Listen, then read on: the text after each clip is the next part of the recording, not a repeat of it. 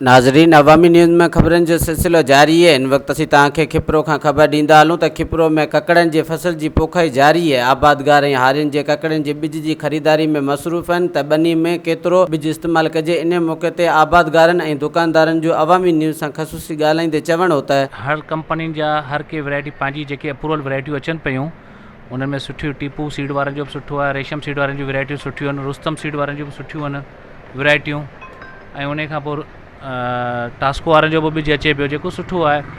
But हींअर जेके माण्हुनि जी शिकायतूं आहिनि त भई असांखे नकली ॿिज, अहिड़ी का ॻाल्हि कोन्हे, नकली ॿिज जो कॉन्सेप्ट ई ख़तमु थी चुको आहे। हा, हिकिड़ी शइ आहे जेका ज़मींदारनि खां ग़लती थिए पई असांजे हिसाब सां, ज़मींदार खे असां रिकमेंड कयूं पिया त 10 किलो ॿिज ॾियो, पर ही 5 किलो ऐं 6 किलो एकड़ खे ॾिए पिया, जंहिंजे करे गोथ थियनि पई। छाजे करे गोथ थिए पई त चोवाया लॻनि पिया, मौसम साज़गार न हुई, जंहिंजो कुदरती आहे मसइलो।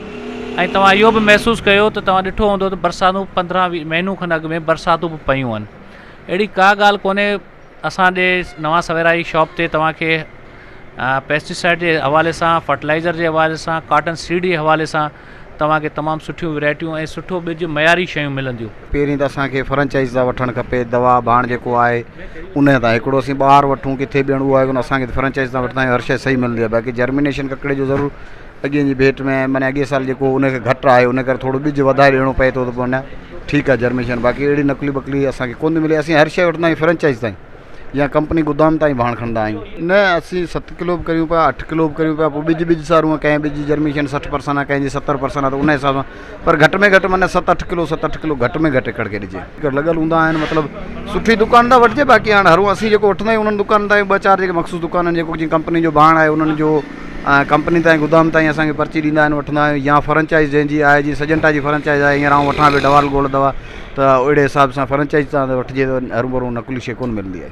मसइलो आहे उनजो मौसम जो इशूज़ अचे थो, केॾी महिल कहिड़ी हवा लॻे पई, केॾी महिल कहिड़ी हवा लॻे पई, उन में चए थो ॿिज असांजी जर्मिनेशन न थी आहे। ऐं ॿी ॻाल्हि इहा आहे त कंपनियूं असांखे हींअर जर्मिनेशन जूं गारंटी ॾियनि न पियूं, इन करे असीं बि ज़मीनदार खे गारंटी कंहिं ॿिज जी ॼमण जी न पिया ॾियूं।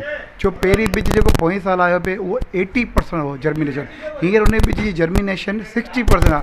उनजो रीज़न इहो आहे त पोएं साल जेके बरसातूं पयूं ॿिज नाकारा थी चुको आहे, उन जे हवाले सां असां वटि ॿिज जी जर्मिनेशन 60% आहे। जेको अॼु का ज़मींदार पहिरीं पोखाई कई आहे उनमें मौसम जे हालात जे करे ज़िम्मेदार हैं, वो 7 भी चला रहे हैं, 8 किलो भी चला रहे हैं, लेकिन दुकानदार का कहना ये है कि कम से कम 10 किलो चलाओ एकड़ में, तो उस पर फिर ज़िम्मेदार को समझना चाहिए या देखना चाहिए। लेकिन जो ज़िम्मेदार को मुनासिब लगता है वो अपने हिसाब से चला। बाकी इस तरह की कोई भी अफवाह नहीं है कि माने नहीं है, वो तो सिर्फ हिसाब हवा का, पानी का उस हिसाब से है कि जैसे हो नहीं हो, और अल्लाह की तरफ से जो अल्लाह पाक चाहेगा वही होगा। हर कंपनी का अपना लेबल है और अपना सिस्टम है, सब चीज़, इस तरह की कोई भी बात नहीं। वधीक ख़बरनि ऐं तफ़सील जे लाइ विज़िट कयो असांजी वेबसाइट awamiNewsHD.com ऐं ॾिसंदा रहो अवामी न्यूज़ HD।